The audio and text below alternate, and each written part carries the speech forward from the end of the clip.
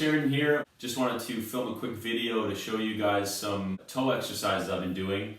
This is something that I've incorporated maybe over the last 6 months to a year, and I've noticed a huge improvement in how my feet are functioning, but more importantly how my feet are looking. As you know, I'm a huge advocate of barefoot training. I wrote about strengthening your feet, strengthening your arches, wearing barefoot shoes, going barefoot as much as possible in my book. I've written a couple articles about it. I can link those below. I'll also link a video that I have posted regarding strengthening your feet, the exercises that I do and I recommend.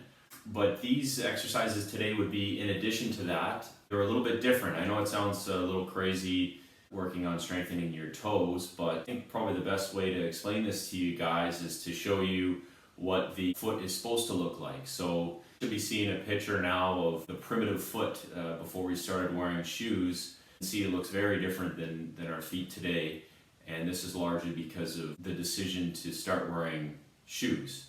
And I'm not talking about, girls wearing high heels and guys wearing dress shoes and those types of horrible choices. I'm talking more about just the standard shoe shape, which is far too narrow for the toes, far too narrow for the midfoot, and not allowing the foot to do what it's supposed to do, which is look like this, have that nice wide base to work with and a strong arch. So the exercises today that I'm going to show you are, again, ones that I've been incorporating. They really help to try to create that wide toe box that you see in that image. So, up until now I focused more on strengthening the arches and sort of going bare feet, but once you do that for a while, you kind of realize that that's not enough. You need to actually strengthen the toes and try to teach the foot to have that nice wide foot position, because going barefoot and foot strengthening exercises just aren't enough. We have to actually, manipulate the feet into getting into that position. The great thing about these exercises is you can do them anywhere. I wore sort of street clothes today to illustrate the fact that you don't have to be in a gym like this. You can do this when you're sitting on your porch, when you're waiting for your coffee to brew, when you're playing outside with the kids. Any time where you're sort of sitting around, you got some time to kill and you want to be productive. I would sort of recommend maybe incorporating into training if you have some long rest periods and you're sitting around trying to kill time there, just because it's already top of mind, training the body and improving yourself. Those other situations are really going to help with the whole consistency thing, because these feet aren't going to change overnight. We've been wearing shoes for, anyone watching this video, probably 20 years. I've been wearing shoes for 35 years. Some of you watching this a lot longer than that. So we need to actively work on fixing our feet. One last thing I want to mention before I show you the exercises is the reason we want to do this is, if you think about that nicely wide, wide foot with the splayed toes versus how our feet are looking today, with bunions and toes crammed into points, and our feet are supporting our body, so you can just imagine the repercussions from having feet that aren't functioning how they're supposed to. For some reason it sounds crazy in today's day and age to suggest such a thing. What's also crazy is the aches and pains that people live with, and the poor performance and the orthotics and arch supports that they wear thinking they're gonna fix the problem. So we gotta get back to basics, remove the shoes, try to create a foot that looks like what it used to look like. First I want to talk about sort of the toe splay, which is kind of what we're trying to achieve ultimately. And a great way to get that going is to actually try to physically splay your toes. Unfortunately, being in the shoes has created a situation where we have to manually kind of push our feet into that position, because our feet aren't naturally going to go back to that. Our feet are normally in shoes. They're used to being crammed together. I actually got this one from a good friend of mine, Jethro. He's a physiotherapist. He talks about just doing this manually. So all you do is shove your fingers between your toes. Hopefully you can see that. Got my pinky, ring finger, middle finger there, and then index finger between the big toe. And then all you're going to do is, for one, try to shove your fingers in there, which is painful enough for me, and I'm assuming it's going to be the same for you. Once they're in there, as far down as they go, you can try to move your foot around, do some circles with your ankle, Flex the foot, point the foot, bring it back and forth. Just keep trying to slide those fingers down inside. And I mean, if you just want to sit there passively with the fingers in between, that works too. We're going to accomplish the same thing, but the idea with the movement is getting the toes used to being splayed while moving around. You do this for as long as is comfortable. With all this foot stuff, I suggest starting low or starting easy and gradually working your way, just because it can be quite a shocker to your feet. It's the same thing with the arch exercises I talk about and the going barefoot shoes. You want to ease into this stuff, because otherwise you're going to be in lots of pain. So that's the first exercise, which is the toe splay, manually doing it with your hand, which is obviously the most affordable option as well. You know, you don't need any tools or anything, but in addition to that, I think it's wise to consider getting the toe spreaders, which can help while you're moving around. So say you're going barefoot in your backyard or in your house, you know, obviously you're not going to have your fingers shoved between your toes, so it gives you a way to sort of create the toe splay passively with one of these devices. So you can get them anywhere, Amazon.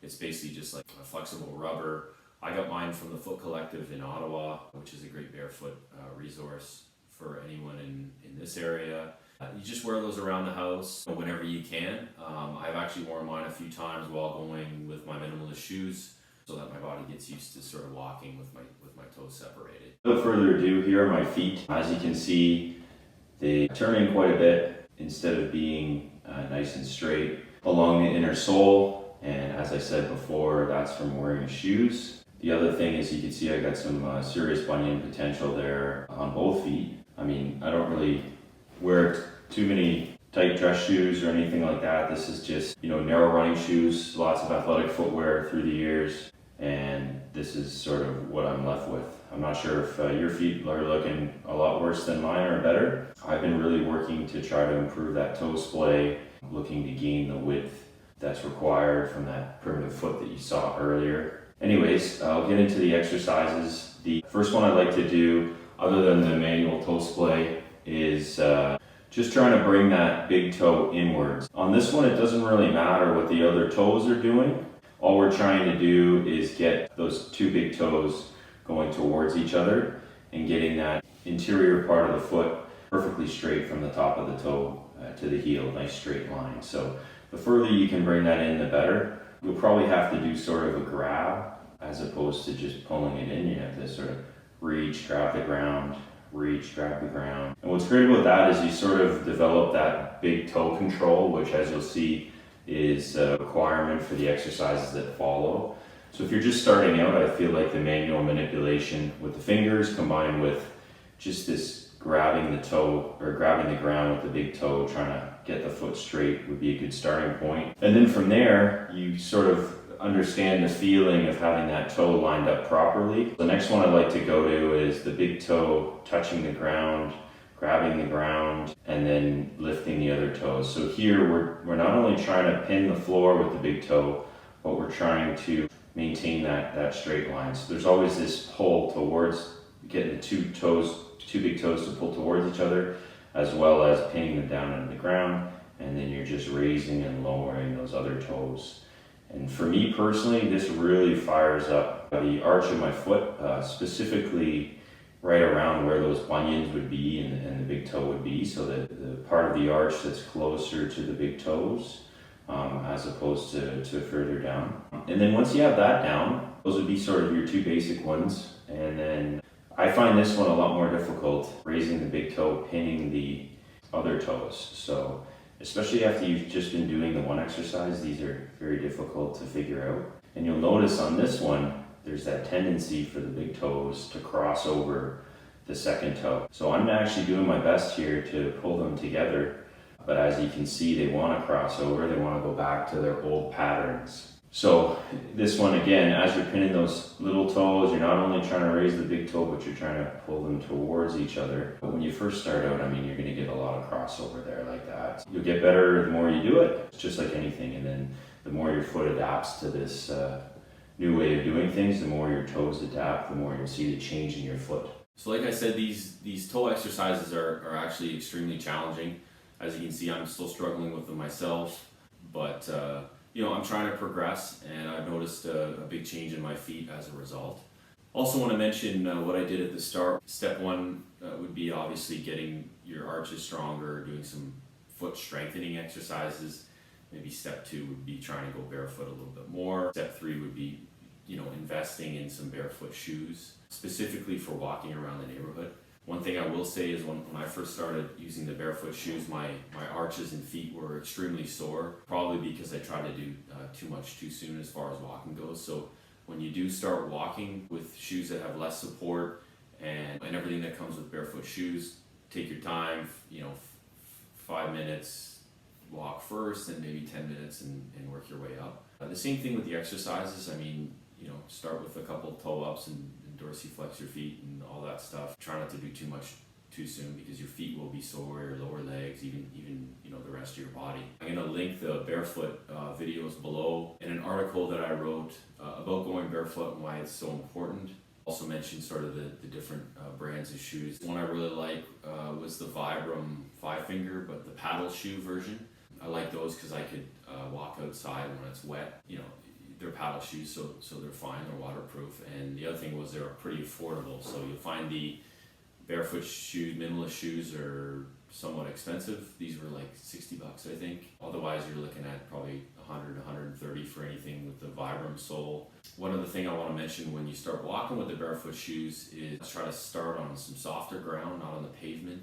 I even still try to walk on the side on the grass as opposed to walking on the pavement. Again, this is sort of more in line with what we would have done in the past. And then finally, you can move on to these toe exercises. I say this is step 4 because that's sort of how I landed on it. You know, I also don't see any reason why you couldn't start incorporating the toe splay and the toe spreaders sooner than step 4. So again, I'll link a bunch of stuff in the bottom. Hope to do sort of more talking videos like this. Hopefully you guys liked it. Good luck with the toe drills. Hope to get some feedback.